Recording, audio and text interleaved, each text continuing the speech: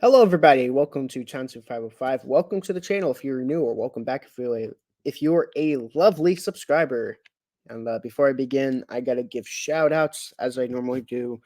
Of course, I gotta give shout outs to my friend group who've been watching my videos and watching my top 100 album series. Appreciate it. And shout outs to Jacob Martin and Ryan Cam. Thank you guys for watching and listening to my albums. And of course, as the series has been going on my end, on Jason Eagle Millennial's end, uh, Jason from Jason Eagle Millennial and Scott from Sound Lab Studios, they've been doing their top 100 albums. So check out their list too, because there's gonna be a lot of disagreements. There could be a couple of agreements. So yeah, it's gonna be fun going through all that. But without further ado, let's get right into the review. Uh, this album was released November 1st, 1967.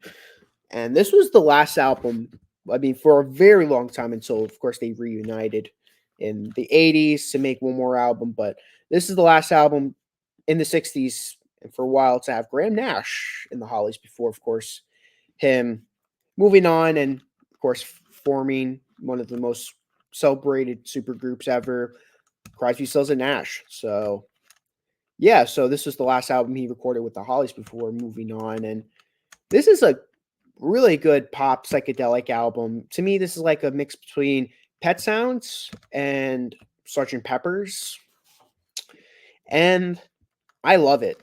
This is like one of my, I mean, as you can see, this is like an album that I really like, and yeah, this is such a good album, and yeah, it's such a great iconic album. Not I would say it's iconic, but for Hollies fans, you would really like this. This is like an album that Holly fans really like, but without further ado, let's get right into the track listing. Of course, this album opens up with Dear Eloise. Great opening track. Definitely a great start to the album.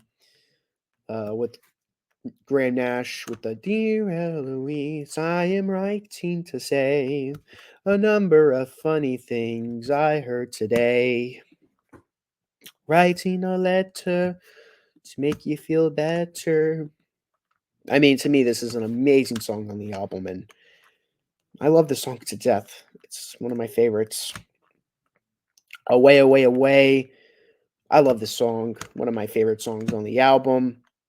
Maker, not like one of my favorites on the album, but I like the sitar on it, and it's pretty cool to me.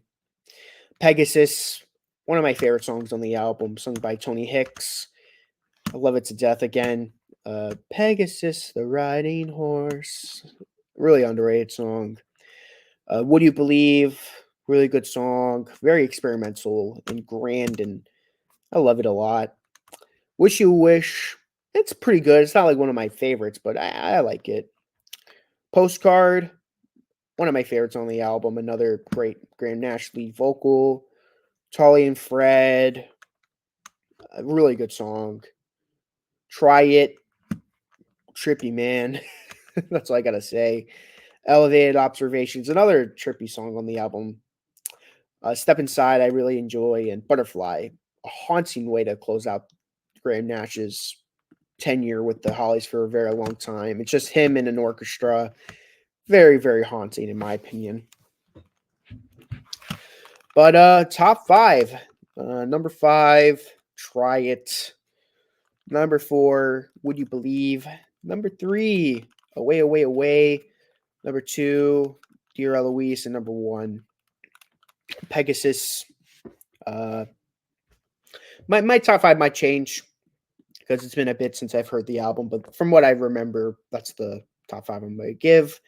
Of course, if you have any thoughts on the album, leave it in the comments below. But besides that, thank you for watching, and I'll see you guys next time. So long.